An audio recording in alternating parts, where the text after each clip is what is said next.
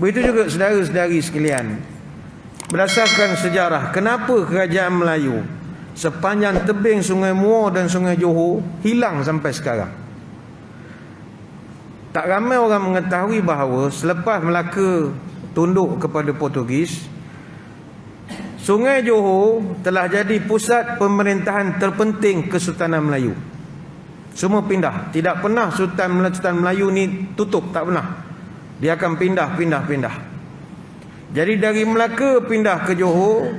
Pemerintahan Kesultanan Johor di Sungai Johor bermula tahun 1529 sampai tahun 1718. Maknanya kira-kira 129 tahun. Ada 11 orang sultan yang memerintah. Bermula Sultan Alauddin Rayyan Shah yang kedua, sampailah Sultan Abdul Jalil Rayyan Shah yang keempat. Baik itu orang Melayu, dia tak pernah hilang raja. Sampai timbul kata-kata bertali ke Siak, bertuan ke Minangkabau, beraja ke Johor. Beraja ke Johor zaman itu. Tapi mana pergi semua sultan sepanjang tebing Sungai Muar ini? Dia hilang begitu saja. Walaupun dia orang memerintah 129 tahun, 11 orang sultan. Mana perginya? Sultan-sultan ini majoritinya mangkat dibunuh. Kenapa dibunuh? Mulut cerita, viral, fitnah. Tak tahu ujung pangkal, rakyat memberontak bunuh saja. Sultan Alauddin Rayyan Shah yang kedua, mangkat dibunuh di Aceh. Sebab sampai berita palsu kononnya dia telah bantu kerajaan Aru yang terletak di pantai timur Sumatera Utara semasa serangan Aceh. Tahun 1564, Sultan Alauddin Al-Qahar daripada Aceh serang Aru, dihalau semua orang Johor. Bermula daripada situ, suhu politik panas. Bergaduh, akhirnya sampai peringkat membunuh. Sultan Abdul Jalil Rayyan Shah yang keempat, mangkat dibunuh di Kuala Pahang. Yang tikam dia Laksamana Nakhoda Sekam. Kerana apa? Kerana kononnya Sultan Jalil nak bina kerajaan untuk serang Sultan Abdul Jalil Rahmat Shah ataupun Sultan Johor yang ke-12. Orang buat cerita. Bergaduh sampai peringkat bunuh. Raja Johor makamnya di Pekan, Pahang. Bayangkanlah sampai ke Pekan dia terpaksa berundur. Sultan Alauddin Rayyan Shah, Sultan Melaka ke-7, mangkat diracun di Pagoh tahun 1488 sebab berita palsu. Sampai sekarang makamnya masih ada. Tuan-tuan pergi ke Pagoh, lalu ikut ada kompleks sukan Pagoh itu, masuk ke dalam tepi tebing sungai, ada satu masjid, Masjid Sultan Alauddin Rayyan Shah, Sultan Melaka ke-7. Maka sebab itu saya sebut di awal tadi, fitnah akhir zaman itu adalah fitnah itu sendiri. Fitnah akhir zaman adalah fitnah itu sendiri. Ya orang buat.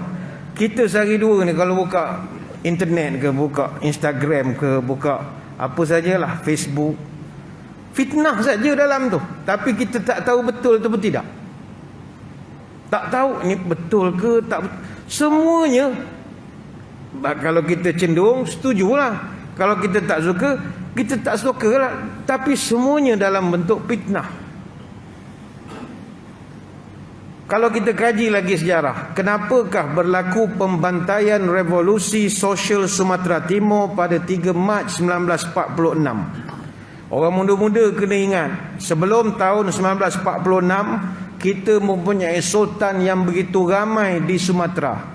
Tapi 3 Mac 1946 telah menghapuskan secara total kerajaan Kesultanan Melayu di Langkat, Deli, Serdang, Asahan, Batu Bara, Bila, Kota Pinang, Kuala Lidung, Simalungun dan kerajaan-kerajaan Tanah Tinggi Karo. Sekarang nama-nama tu hanya tinggal nama kampung saja di Selangor ini. Lari semua ke sini. Mana pergi raja-raja itu? Dihapuskan total 100%. Pergi sana pun sekarang dah tak ada lagi dah. Kenapa boleh hancur jadi debu begitu? Fitnah. Sebab itu tuan-tuan, fitnah ni habis. Kalau dia dah datang, habis semua. Nak bangkit balik tak dapat. Hatta dalam sejarah Rasul SAW sendiri menghadapi suasana fitnah memfitnah begitu teruk sekali, sehingga turun ayat Quran untuk nak bersihkan fitnah. Macam zaman kita sekarang, orang fitnah kita baca fitnah orang, wahyu dah tak ada. So kita tak boleh nak verify benda ni betul ataupun tidak. Zaman Nabi kerana fitnah tu dah terlampau teruk, sampai turun ayat Quran nak clear cut apa sebenarnya yang berlaku. Sebab itu turunnya surah An-Nur ayat 11, surah An-Nur ayat 33, nak membersihkan fitnah yang dicanangkan ketika itu terhadap Aisyah radhiyallahu anha. Beberapa orang munafik buat cerita palsu mengatakan Aisyah ada skandal. Aisyah bercinta dengan Safwan bin Mu'attal As-Sulami radhiyallahu anhu. Bayangkan orang boleh create cerita ni ada affair dengan orang lain. Nabi masih ada tu. Nah, kalau sekarang orang buat cerita gosip dalam roti kaya ke apa ke, tuan-tuan jangan heran. Dia bermula hanya perbincangan saja, tapi akhirnya dipanas-panaskan. Turun ayat Quran nak clearkan. Dan kerana peristiwa skandal itulah berjangkit sampai ke peperangan Jamal. Ada satu hadis daripada Abu Rafa'i radhiyallahu anhu. Innahu sayakununa bainaka wa baina Aisyata amrun. Nabi pernah cakap pada Sayyidina Ali, wahai Ali, satu hari nanti antara engkau dengan Aisyah akan ada satu isu. Engkau dengan Aisyah akan ada satu masalah. Ali terkejut. Ana ya Rasulullah. Saya ke ya Rasulullah? Kata Nabi, na'am, ya, engkau akan ada problem dengan Aisyah. Maka kata Ali, fa ana ashqahum ya Rasulullah.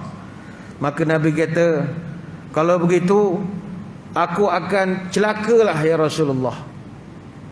Maka dijawab oleh Nabi, la walakin idza kana zalika fardudha ila ma'maniha. Kata Nabi, jangan.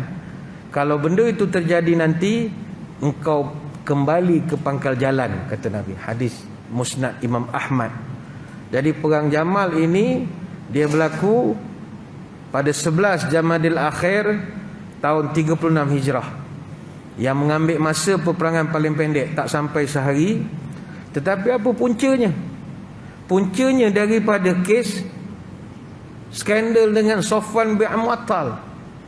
Dia kesnya begini, bila orang dah mulut, contoh kita lah, WhatsApp dah viral di dalam grup, apa semua orang dah forward kata isteri Nabi dah ada affair dengan ni.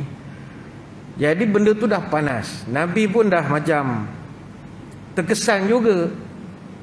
Akhirnya datang Sayyidina Ali, nasihatkan, ya Rasulullah, saya cadangkan cerai je Aisyah ni. Dia dah jadi liability, dia dah jadi beban untuk kita nak memikirkan hal dia.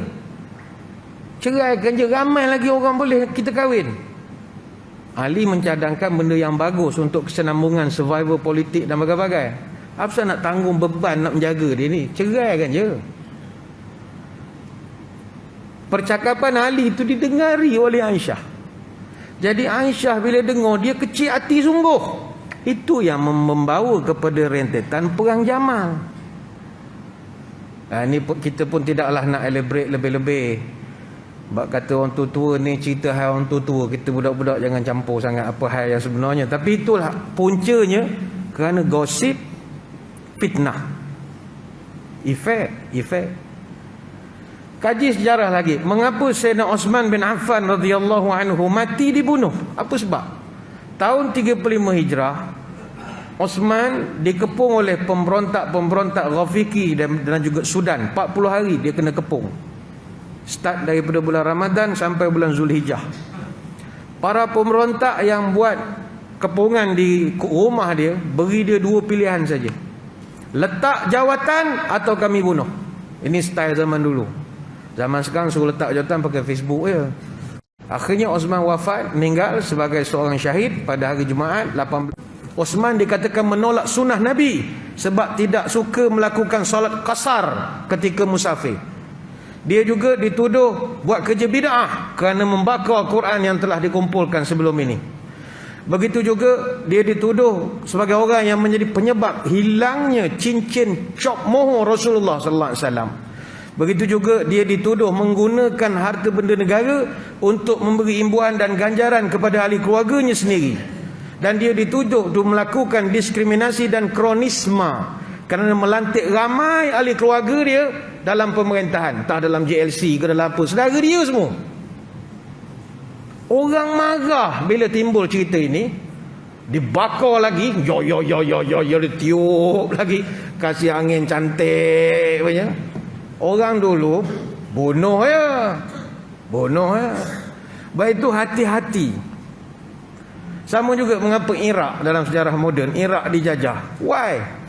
Dipitnah memiliki weapon of mass destruction yang tak pernah wujud pun.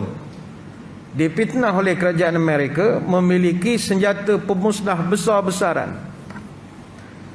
Maka inilah dia yang kita khawatiri.